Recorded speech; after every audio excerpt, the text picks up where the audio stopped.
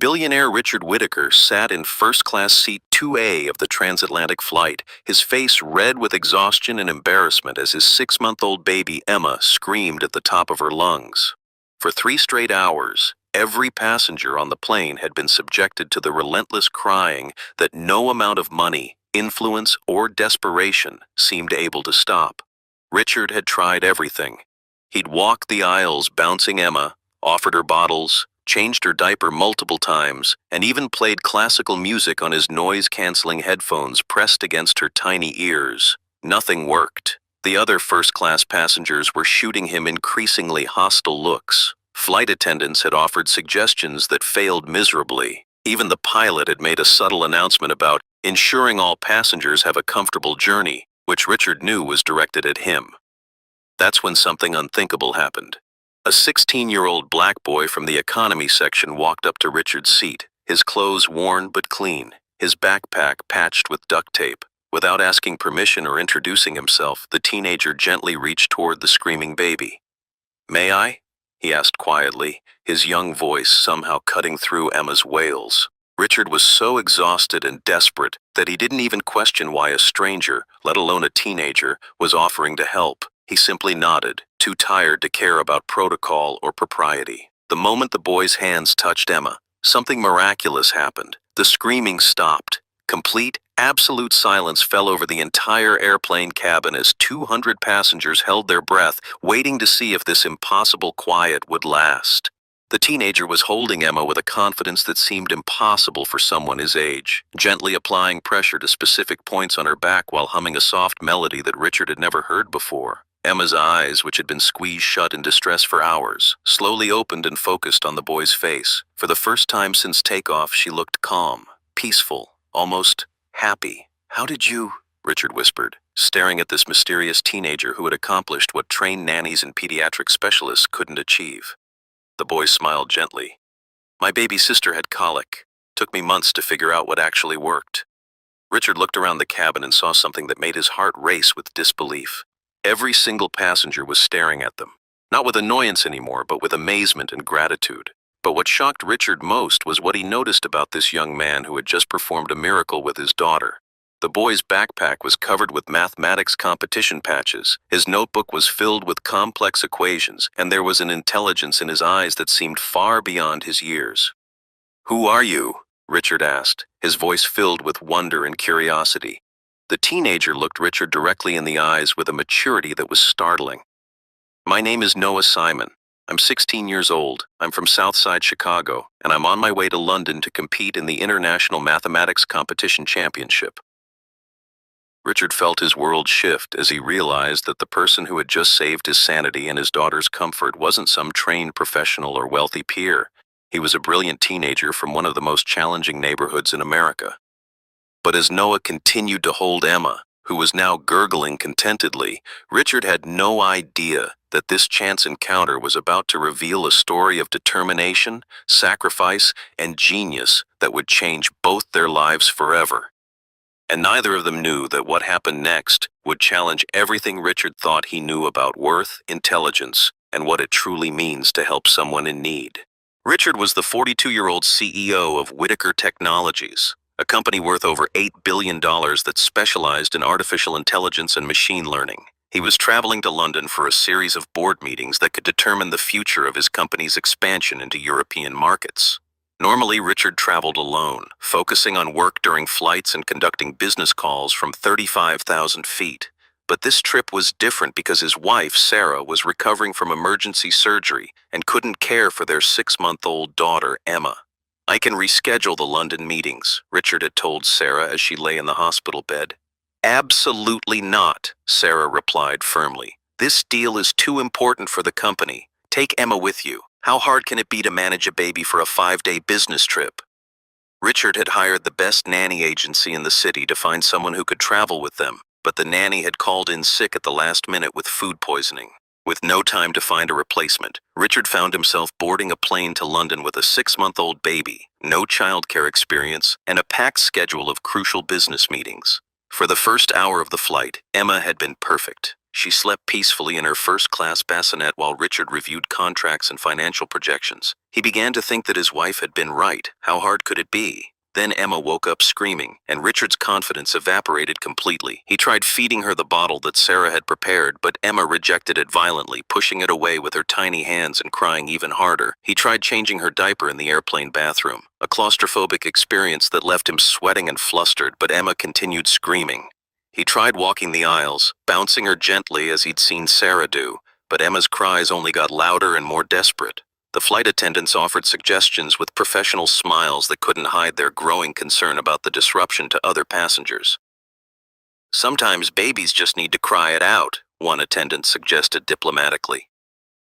"Have you tried playing some white noise?" another offered, bringing Richard a small speaker with ocean sounds. Nothing worked.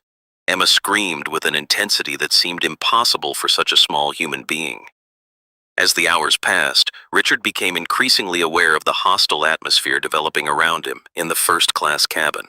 In seat 1A, elderly businessman Harold Morrison was making increasingly loud sighs and checking his watch dramatically every few minutes. "This is exactly why children shouldn't be allowed in first class," Morrison muttered to his wife, loud enough for Richard to hear. In seat 3B, prominent socialite Victoria Sterling was typing aggressively on her phone, probably complaining to friends about the inconsiderate parents who were ruining her flight. "Some people have no consideration for others," she said to her assistant. "If you can't control your child, you shouldn't bring them on a plane." Richard felt his face burning with embarrassment and anger. These were people from his own social circle, wealthy, influential individuals who should understand that sometimes circumstances beyond your control create difficult situations. But their judgment felt particularly harsh because Richard was struggling with something he had always assumed came naturally to parents. He was a brilliant businessman who could manage billion-dollar deals and lead teams of hundreds of employees. Yet he couldn't figure out how to comfort his own 6-month-old daughter. The most painful part was watching Emma's distress and feeling completely helpless to fix it. Every wail seemed to be expressing not just physical discomfort, but a deeper need that Richard didn't understand how to meet. As the flight progressed, Richard began to panic about more than just the immediate situation. He had 5 days of crucial business meetings in London, and he couldn't bring a screaming baby into boardrooms filled with potential investors and partners. His entire European expansion deal could collapse if he couldn't figure out how to care for Emma properly. What Richard didn't know was that 3 rows behind him in economy class, 16-year-old Noah Simon had been listening to Emma's cries with growing concern and recognition. Noah was traveling to London alone, carrying a backpack containing his few possessions and a plane ticket purchased with money his community had raised through bake sales, car washes, and small donations. The International Mathematics Competition Championship was his one chance to earn a full scholarship to MIT, an opportunity that could change not just his life but his entire family's future. Noah came from Southside Chicago, where he lived with his mother, grandmother, and 3 younger siblings in a 2-bedroom apartment. His mother, Lisa, worked double shifts as a nurse's aide to support the family, while his grandmother, Rosa, cared for the children during the day.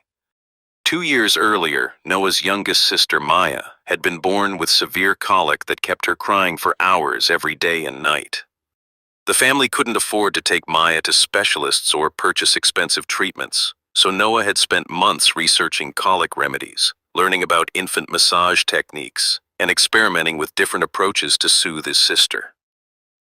Through trial and error, patience and determination, Noah had eventually figured out a combination of gentle pressure points, specific holding positions, and calming techniques that could stop Maya's crying within minutes. "Noah's got magic hands," his grandmother would say with pride. "That boy can calm any baby." As Noah listened to Emma's screams echoing through the airplane cabin, he recognized the same type of distressed crying that Maya had exhibited. He could hear the specific pitch and rhythm that indicated the baby was experiencing digestive discomfort combined with overstimulation. Noah knew he could help, but he also knew that a black teenager from the inner city approaching a wealthy white businessman in first class was likely to be viewed with suspicion, hostility, or outright rejection. Noah had experienced enough discrimination and prejudice in his 16 years to understand that many people would see him as a threat rather than a helper, regardless of his intentions or abilities. For 2 hours, Noah wrestled with the decision. He pulled out his mathematics textbooks and tried to focus on preparing for the competition that represented his future, but Emma's increasingly desperate cries made concentration impossible. Finally, Noah's compassion overcame his fear of rejection. Noah closed his textbook and stood up, ignoring the curious stares of nearby passengers who wondered why a teenager was walking toward first class. The flight attendant at the divider between economy and first class looked at Noah with polite suspicion. "Can I help you with something?" she asked, clearly prepared to redirect him back to his seat. "The baby in first class," Noah said quietly. "I think I might be able to help." The flight attendant looked skeptical. "Are you traveling with family in first class?" "No, ma'am," Noah replied respectfully. "But I have experience with colicky babies, and I recognize the type of crying. Sometimes there are techniques that can help." The flight attendant glanced toward first class, where Emma's screams were reaching new levels of intensity, then back at Noah's earnest face. "Let me ask the father," she said diplomatically. But before she could move, Richard Whittaker appeared in the aisle, holding the screaming Emma and looking completely overwhelmed. "I heard someone say they might be able to help," Richard asked desperately, his usual executive composure completely shattered by hours of his daughter's distress. Noah took a deep breath, knowing that this moment would determine whether he would be accepted as a helper or dismissed as an inappropriate intruder. "Sir, my name is Noah Simon. I know I'm just a kid, but I have a baby sister who had really bad colic, and I learned some techniques that helped her. I think your daughter might be experiencing similar discomfort." Richard looked at Noah, really looked at him, for the first time. He saw intelligence in the young man's eyes, confidence in his posture, and most importantly, genuine concern for Emma's well-being. Richard was exhausted enough and desperate enough to consider help from any source. "What kind of techniques?" Richard asked, raising his voice to be heard over Emma's crying. "Gentle pressure on specific points along her spine, combined with a particular holding position that can relieve gas and digestive pressure," Noah explained professionally. "Also, sometimes babies get overstimulated by too much bouncing and movement. They need calm, steady pressure instead." Richard looked around the first-class cabin and realized that every passenger was watching this interaction with intense interest. Some looked skeptical about accepting help from a teenager, while others appeared hopeful that someone might finally bring peace to the flight. Richard made a decision that would change everything. "Please," he said, extending Emma toward Noah. "If you think you can help her, I'm willing to try anything." What happened next seemed to defy logic and medical understanding. The moment Noah's experienced hands made contact with Emma, her crying began to diminish. Noah held her in a specific position that Richard had never seen before, supporting her head and neck with one hand while applying gentle, rhythmic pressure along her spine with the other. "Babies with colic often have trapped gas and digestive discomfort," Noah explained quietly as he worked. "This position helps release the pressure while the back massage stimulates their digestive system." Emma's screaming reduced to whimpering, then to soft hiccups, then to complete silence. The entire first-class cabin watched in amazement as Noah began humming a soft, melodic tune that seemed to hypnotize the baby. Emma's eyes, which had been squeezed shut in distress, slowly opened and focused on Noah's face. "Where did you learn that song?" Richard asked, mesmerized by the transformation in his daughter.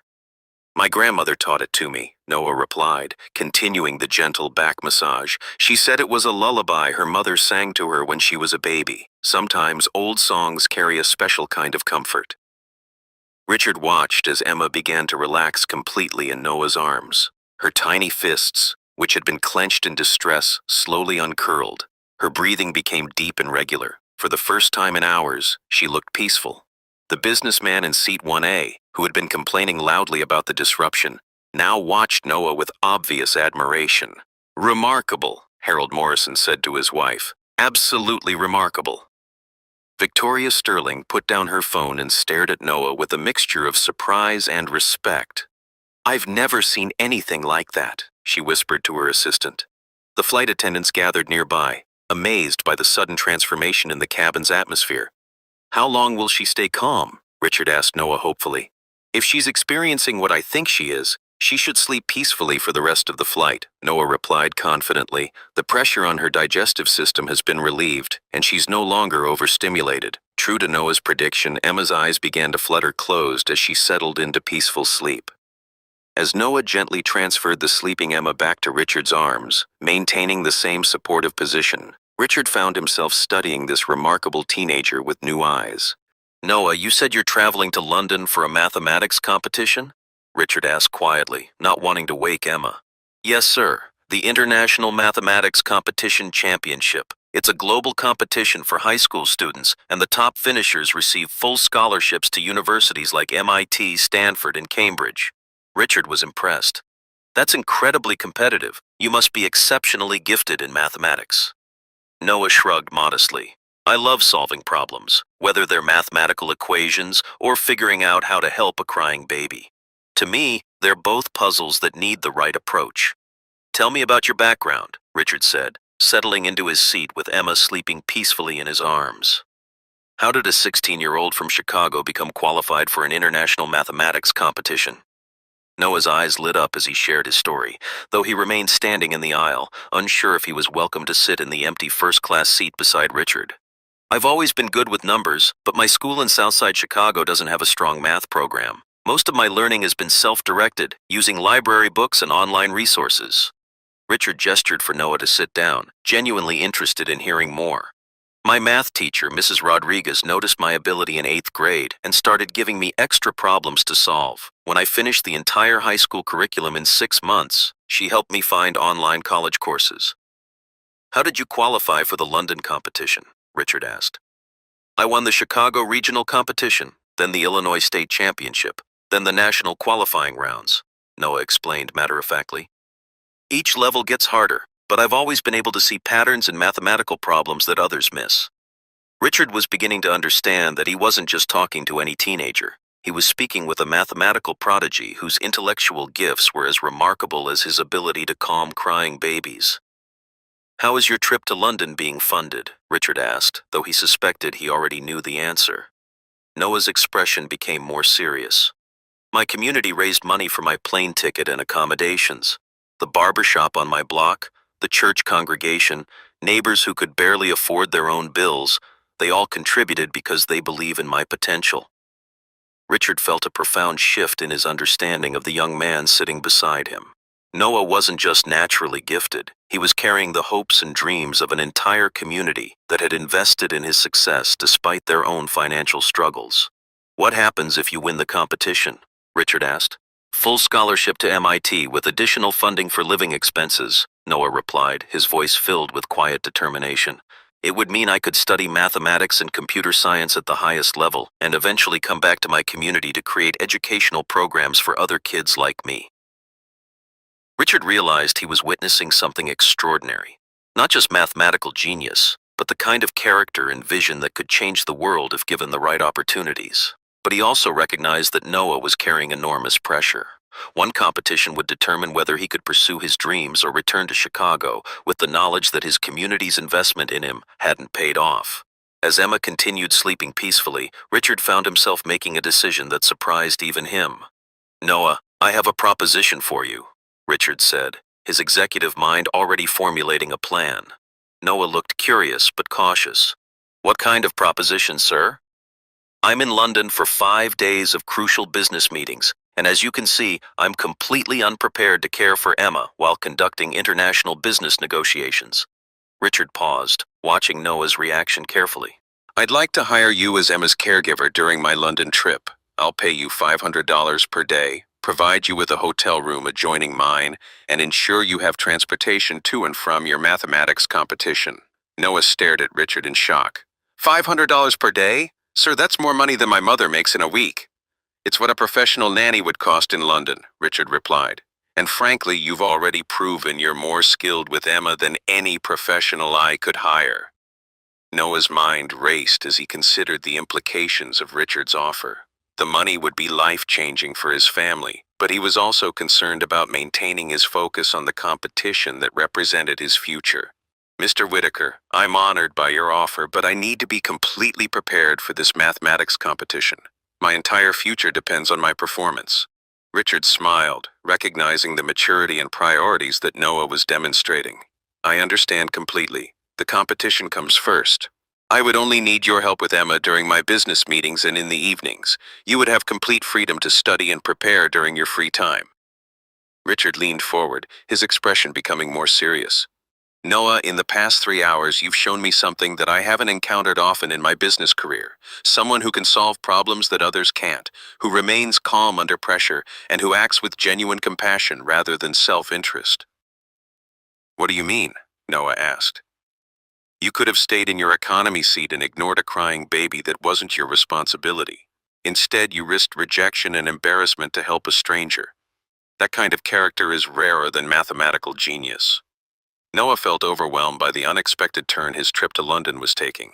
What had started as a scholarship competition was becoming something much larger and more complex. Can I have some time to think about it? Noah asked. Of course, Richard replied. But I should mention one more thing. What's that? Richard's expression became even more serious. My company, Whitaker Technologies, has a foundation that provides scholarships and mentorship to exceptionally gifted students from underserved communities. Regardless of how you perform in the mathematics competition, I'd like to discuss how we might support your educational goals. Noah felt his heart racing as he realized that this chance encounter on an airplane might be opening doors he had never imagined possible. But he also felt the weight of uncertainty. Was Richard's offer genuine help, or was there something more complicated beneath the surface? How would accepting charity from a billionaire affect his sense of self-reliance and pride? As the airplane began its descent toward London, Noah realized that the mathematics competition he had traveled so far to enter might not be the most important test he would face during his time in England. The real test would be navigating the complex world of wealth, privilege, and opportunity that Richard Whitaker represented, while staying true to the values and community that had shaped him into the remarkable young man he had become. But as Noah looked at baby Emma sleeping peacefully in her father's arms, he knew that this moment had already changed his life in ways he was only beginning to understand. As the plane touched down at London Heathrow Airport, Noah made a decision that would alter the course of his entire future. Mr. Whitaker, Noah said quietly as passengers began gathering their belongings, I accept your offer. I'll help care for Emma during your business meetings. Richard felt relief wash over him as he realized he wouldn't have to navigate crucial negotiations while managing a baby alone. But more than that, he was genuinely excited about the opportunity to learn more about this remarkable young man. Excellent, Richard replied, adjusting Emma in his arms as she continued sleeping peacefully. I have a car waiting to take us to the hotel. We can discuss the details of our arrangement during the drive. As they walked through the airport together, a billionaire CEO, a sleeping baby, and a teenager from Chicago's South Side, Noah couldn't help but notice the curious stares they attracted. He was used to being invisible in most settings, but walking alongside Richard Whitaker made him suddenly visible in ways that felt both exciting and overwhelming. The car waiting outside was unlike anything Noah had ever seen. The sleek black Mercedes had a driver in uniform and an interior that looked more like a luxury office than a vehicle. The International Mathematics Competition begins tomorrow with the opening ceremony, Noah said as they settled into the car. The actual competition takes place over 3 days, with different rounds testing various mathematical skills. Richard listened intently as Noah explained the competition format, impressed by the young man's thorough preparation and strategic thinking. What are your strongest areas? Richard asked. Number theory and combinatorial mathematics, Noah replied confidently. I also excel at problem solving under time pressure, which is crucial for this type of competition. As they drove through London's busy streets, Richard found himself studying Noah with growing respect. This wasn't just a mathematically gifted teenager. This was a young man with exceptional analytical skills, emotional intelligence, and the kind of determination that Richard recognized from his own rise in the business world.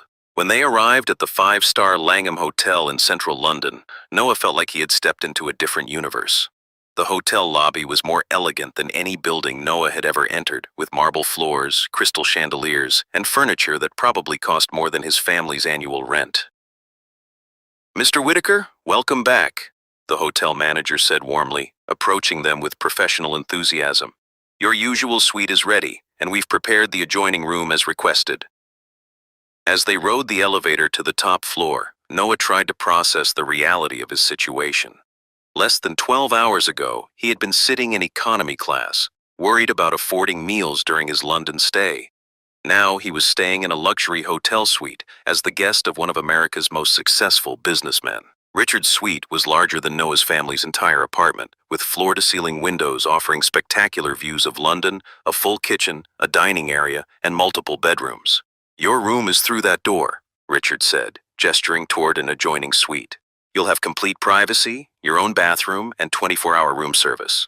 Noah opened the door to his room and felt overwhelmed by its elegance and size. The bed was larger than any he had ever seen. The bathroom had a marble bathtub and gold fixtures, and the window offered a stunning view of Hyde Park. "Mr. Whitaker, this is incredible. But I have to ask, why are you being so generous? You barely know me." Richard was preparing a bottle for Emma, who was beginning to stir from her long nap. "Noah, in my business career, I've learned to recognize exceptional people quickly. What you did on that airplane wasn't just about baby care. It demonstrated problem-solving skills, emotional intelligence, and the courage to act when others wouldn't." Richard paused, testing the temperature of Emma's bottle on his wrist. "But more than that, you remind me of myself at your age. I also came from a background where opportunities were scarce, and I had to work harder than others to prove my worth." Noah felt surprised by this revelation. "You didn't grow up wealthy?" Richard smiled as Emma accepted her bottle eagerly. "My father was a factory worker in Detroit, and my mother cleaned offices to make ends meet. I earned a scholarship to study business at the University of Michigan, and I built my company from nothing." This information changed Noah's entire perception of Richard. He had assumed that all billionaires were born into privilege, but here was proof that exceptional success could come from humble beginnings. "The difference," Richard continued, "is that I had mentors along the way who believed in my potential and opened doors that I couldn't have opened myself. I want to be that kind of mentor for you." The next morning, Noah woke up in the luxury hotel room feeling both excited and nervous about the competition that would determine his future. Richard had already arranged for breakfast to be delivered to both their rooms, along with a schedule showing his business meetings and Emma's care needs. "I have meetings from 10 a.m. until 4 p.m. today," Richard explained as they shared breakfast. "Emma typically naps from 1 to 3, so you'll have 2 hours of complete freedom to focus on your competition." Noah appreciated Richard's understanding of his priorities, but he was also discovering that caring for Emma felt natural and enjoyable rather than burdensome. The opening ceremony for the International Mathematics Competition was held at the Royal Institution in London, a historic building where some of the world's greatest scientific discoveries had been announced. Noah walked into the auditorium and felt his heart racing as he saw hundreds of teenage mathematical prodigies from around the world. These were the smartest young minds from 60 different countries, each representing the pinnacle of mathematical achievement in their region. "Welcome to the 47th Annual International Mathematics Competition Championship," announced Dr. Margaret Thompson, the competition director. "You represent the future of mathematical research and innovation. Over the next 3 days, you'll face challenges designed to test not just your computational skills, but your creativity, logic, and ability to solve problems that have no obvious solutions." Noah looked around the auditorium and felt both intimidated and exhilarated. Some competitors wore expensive suits and carried luxury calculators, clearly representing well-funded private schools and wealthy families. Others, like Noah, wore simple clothes and carried basic supplies, representing communities that had sacrificed to send them here. But Noah had learned something important during his airplane encounter with Richard. Success wasn't determined by background or resources. It was determined by the ability to solve problems that others couldn't solve. The first round of the competition consisted of individual problem solving, with each participant working alone to solve increasingly complex mathematical puzzles.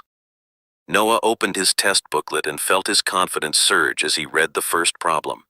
It involved number theory, one of his strongest areas, and he could immediately see patterns that suggested multiple solution approaches. For the next 4 hours, Noah lost himself completely in the world of mathematical problem solving. Each question presented a unique challenge that required him to combine different mathematical concepts in creative ways. The problems ranged from pure mathematics to practical applications, determining the optimal distribution pattern for a telecommunications network, calculating probability distributions for genetic inheritance patterns, solving complex geometric proofs involving multidimensional space, finding algorithmic solutions for resource allocation problems. Noah worked steadily and methodically, using techniques his grandmother had taught him about staying calm under pressure, combined with the analytical skills he had developed through years of self-directed study. When time was called, Noah felt cautiously optimistic about his performance, but he knew that the competition would only get more difficult over the next 2 days. After the first round of competition, Noah returned to the hotel to find Richard concluding a video conference call with investors in Tokyo. "How did it go?" Richard asked immediately, his genuine concern evident in his voice. "I think I did well on the first round," Noah replied, "but there are some incredibly talented competitors here. The level of mathematical sophistication is higher than anything I've encountered before." Richard could hear the slight uncertainty in Noah's voice and recognized the self-doubt that often affects high achievers when they encounter new levels of competition. "Noah, can I tell you something I learned during my first major business presentation?" Noah nodded, curious about Richard's perspective. "I was presenting to a room full of venture capitalists who had decades more experience than I did, and I started to doubt whether I belonged there. But then I realized that they had invited me to that meeting because I had something valuable to offer, a perspective and set of skills that they couldn't find elsewhere." Richard adjusted Emma in her high chair as she played with colorful blocks. "You weren't selected for this competition randomly. You earned your place here through exceptional mathematical ability. Trust in the skills that got you here." Noah felt his confidence returning as he absorbed Richard's advice. He had spent so much time focusing on his competitors' advantages that he had forgotten his own unique strengths. "Now," Richard continued with a smile, "I believe I hired someone to help me with Emma this afternoon. I have a crucial meeting with potential partners for our European expansion." For the next 3 hours, Noah discovered that caring for Emma was both relaxing and energizing. Her curiosity about the world around her reminded him of his own fascination with discovering new patterns and solutions. Noah taught Emma simple mathematical concepts using her toys, counting blocks, sorting shapes by color and size, and creating patterns with her stuffed animals. "Look, Emma," Noah said, arranging her blocks in sequences. "If we have 2 red blocks, then 4 blue blocks, then 6 yellow blocks, what comes next?" Emma clapped her hands and reached for the green blocks, somehow understanding the pattern even at 6 months old. Noah realized that teaching mathematical concepts to a baby was helping him think about fundamental principles in new ways, preparation that would be valuable for the advanced rounds of the competition. The second day of competition involved team problem solving, where groups of 4 participants had to collaborate on complex mathematical challenges that required multiple perspectives and approaches. Noah was assigned to a team with competitors from Japan, Germany, and Brazil. Initially, he felt nervous about working with students who had clearly received more formal mathematical training than he had. But as they began working on their first challenge, designing an algorithmic solution for optimizing traffic flow in major cities, Noah discovered that his unique background actually provided advantages. "In Chicago, I've observed traffic patterns firsthand," Noah contributed to the team discussion. "The mathematical models need to account for real-world variables like human behavior, weather conditions, and emergency situations." Kenji from Japan, who had been working on purely theoretical approaches, looked at Noah with new respect. "That's an excellent point. Our mathematical solution needs to be practically applicable." As the day progressed, Noah found himself naturally taking on a leadership role within his team. His ability to bridge theoretical mathematics with practical problem solving impressed his teammates and helped them develop more comprehensive solutions. "Noah, your approach to this problem is brilliant," said Maria from Brazil. "You're seeing connections that the rest of us missed." By the end of the second day, Noah's team had scored in the top 3 for their collaborative solutions, and Noah had earned recognition from competition judges for his innovative thinking. But more importantly, Noah had gained confidence in his ability to compete at the highest levels of mathematical achievement while staying true to his own unique problem-solving style. That evening, as Noah recounted his competition experiences while helping Emma with her dinner, Richard found himself reconsidering his initial assessment of the young man's potential. Richard had originally seen Noah as a mathematically gifted teenager who deserved educational support. But watching Noah's analytical approach to childcare, his leadership capabilities, and his ability to bridge different worlds of experience, Richard began to see something much more significant. "Noah, I want to discuss something important with you," Richard said after Emma had been put to bed. "What's that, Mr. Whitaker?" "Regardless of how you perform in tomorrow's final round, I want to offer you a position in my company after you complete your education." Noah looked surprised. "What kind of position?" "I'm thinking about creating a new division focused on applying artificial intelligence and mathematical modeling to social problems, issues like educational inequality, healthcare accessibility, and economic development in underserved communities." Richard's excitement was evident as he outlined his vision. "You have something that most brilliant mathematicians lack. You understand both the theoretical aspects of problem solving and the real-world challenges faced by people who need solutions. That combination is incredibly rare and valuable." Noah felt overwhelmed by the scope of what Richard was proposing.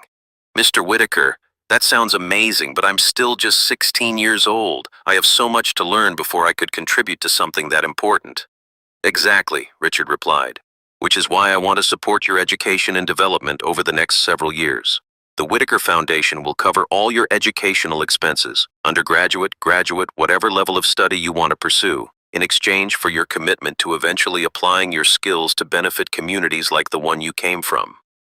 Noah realized that Richard was offering him something much more significant than just financial support. He was offering a partnership that could allow Noah to achieve his dreams while staying connected to his values and community. The third and final day of the International Mathematics Competition featured individual presentations where each participant had to solve a complex, open-ended mathematical problem and present their solution to a panel of judges. Noah's assigned problem involved developing a mathematical model for predicting and preventing the spread of infectious diseases in densely populated urban areas, a challenge that required him to combine epidemiology, statistics, network theory, and public health policy. As Noah worked on his solution, he drew upon every aspect of his background and experience. He thought about the crowded conditions in his Chicago neighborhood, the healthcare challenges his family had faced, and the mathematical principles he had learned through years of self-directed study.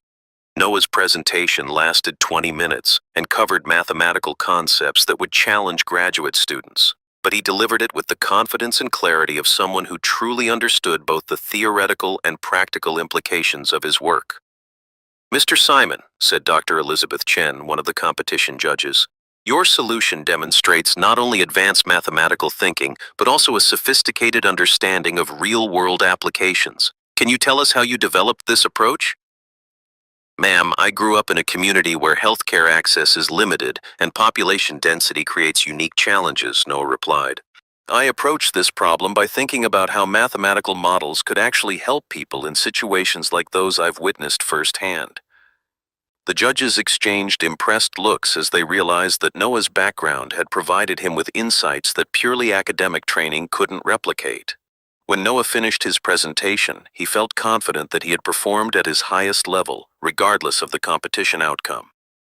That evening, at the competition's closing ceremony, Noah sat with hundreds of other competitors as the results were announced.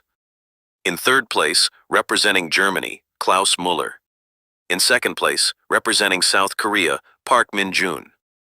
Noah felt his heart pounding as he realized that his name could be called next, or might not be called at all. And the winner of this year's International Mathematics Competition Championship, representing the United States, Noah Simon from Chicago, Illinois. The auditorium erupted in applause as Noah walked to the stage in a daze, hardly believing that his dream had become reality. Dr. Thompson handed him the championship trophy and a certificate guaranteeing him a full scholarship to MIT, including living expenses and research opportunities. "Noah, your work over these 3 days has been exceptional," Dr. Thompson announced to the audience. "But what impressed our judges most was your ability to apply advanced mathematical concepts to solve real-world problems that affect people's daily lives." As Noah stood on the stage holding his trophy, he looked out into the audience and saw Richard Whitaker applauding enthusiastically while holding Emma. who was clapping her tiny hands as if she understood the significance of the moment. Later that evening in Richard's hotel suite, Noah and Richard celebrated with a quiet dinner while Emma played with her toys nearby. Noah, I have to tell you that watching your journey over these past 4 days has been one of the most inspiring experiences of my life, Richard said, raising his glass of sparkling cider in a toast. Mr. Whitaker, I can't even begin to thank you for everything you've done for me, Noah replied. The competition was just the beginning. The real opportunity is what you've offered me for the future. Richard smiled as he watched Emma reach toward Noah, clearly having formed an attachment to the young man who had brought her so much comfort. Noah, I think we both discovered something important during this trip. You found out that your abilities can take you anywhere in the world, and I learned that mentorship isn't just about providing opportunities. It's about recognizing potential that already exists and helping it flourish. Noah picked up Emma, who gurgled happily and grabbed his finger with her tiny hand. You know what's funny? Noah said, looking down at Emma. This all started because I helped calm a crying baby on an airplane. I never could have predicted that such a simple act of kindness would lead to all of this. Richard nodded thoughtfully. That's the thing about life. You never know when doing the right thing will open doors you never imagined existed. As they prepared for their flight back to the United States the next day, both Noah and Richard knew that their lives had been permanently changed by their chance encounter. Noah had won more than a mathematics competition. He had discovered a mentor, a future career path, and proof that his dreams could become reality through hard work and determination. Richard had found more than a capable caregiver for Emma. He had discovered a brilliant young partner who could help him build a legacy of using business success to solve important social problems. But most importantly, both of them had learned that sometimes the most life-changing opportunities come from the simple decision to help someone in need, even when there's nothing obvious to be gained from doing so. As their plane lifted off from London, heading back across the Atlantic, Noah looked out the window at the city that had changed his life and smiled. The poor black boy from Chicago's South Side who had done the unthinkable by calming a billionaire's crying baby had discovered that the most unthinkable thing of all was how far a single act of compassion could carry him. The crying had stopped, the competition was won, and the future stretched ahead filled with possibilities that Noah had never dared to imagine. But he would never forget that it all began with a simple decision to help when help was needed most. If you enjoy this story, please like, share, and subscribe for more.